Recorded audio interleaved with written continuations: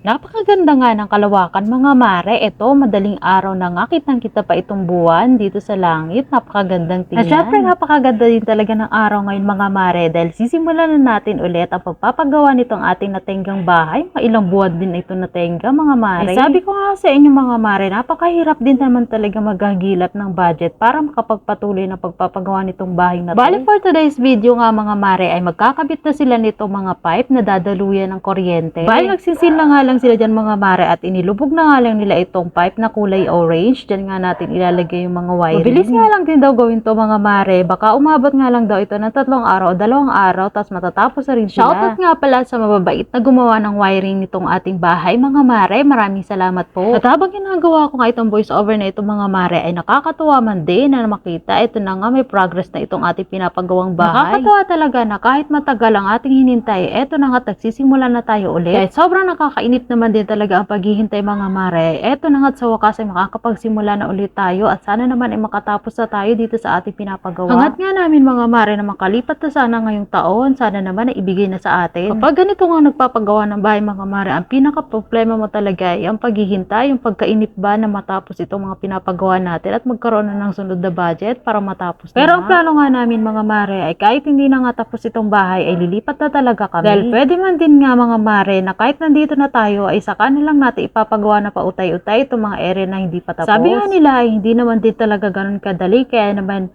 ang pagpapagawa ng bahay ay napakatagal din talaga, proseso din siya mga mare. Pero na nga lang talaga sa mga mayayaman mga mare dahil marami talaga silang budget kaya ilang buwan na ay natatapos din na kagad itong mga bahay nila. Pero sa atin mga mare ay wala tayong masyadong budget. At naisingit ko nga lang itong si Jude, abay busy naman dito sa washing machine, gawain niya na talaga to, magpaikot ng washing, abay gustong gusto niya kapag ganyan nakakita ng mga umiikot. Nakikipaglokohan pa nga siya yan sa daddy niya mga mare, at nakikipagtalo pa, ayaw niya umalis dyan sa nilalaro niyang washing machine. Ay sobrang na busy nga tayo sa mga nakarang araw mga mare at sobrang nakakapagod man din. Kaya naman napakaswerte natin at eto si Jude, ang ating stress reliever. Kapag magulang talaga mga mare ay ganyan nga ang datingan. Yung tipong isang kausap po lang sa anak mo at makita lang natin na masaya siya at malusog ay masaya na nga tayo. Lagot, lolo, sira, truck.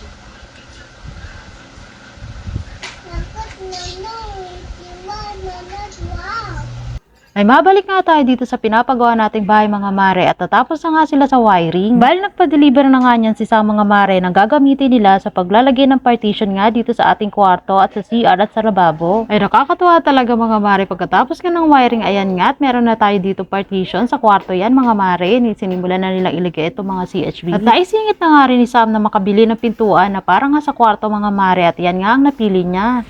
Napakadami nga pagpipilian dito mga mare, pero sa ating budget ay isa nga lang ang bibili natin, pang kwarto lang kasi nga gusto natin makalipat na kahit nasa kwarto lang muna yung pintuan. Bali si-secure nga lang natin mga mare na yung kwarto natin ay may pintuan na, kaya naman isa lang yung binili natin. Swerte na nga lang mga mare na malapit nga lang sa atin itong binilan natin ng pintuan, kaya naman sa tricycle na nga lang isinakay at pag uwi nga natin ay eto na nga yung progress. Sobrang nakakatuwa nga yan mga mare at napakabilis din naman gumawa nito mga gumagawa ng ating bahay. Bali itong video na nga itong mga mare ay halo-halo na nga ito, hindi lang ito isang araw, siguro mga ilang araw na din to. At ngayon na nga lang natin na i-compile para sa voice over. And nakakatuwa nga na sa ilang araw nga mga mare ay eto na nga siya. Charan! Maganda na, meron na siyang wall. Sinimulan na nga rin nila dyan kinisin itong pader mga mare. Ayan, nung nakikita ninyo, ang ganda na, nasimulan nila yung kalahati.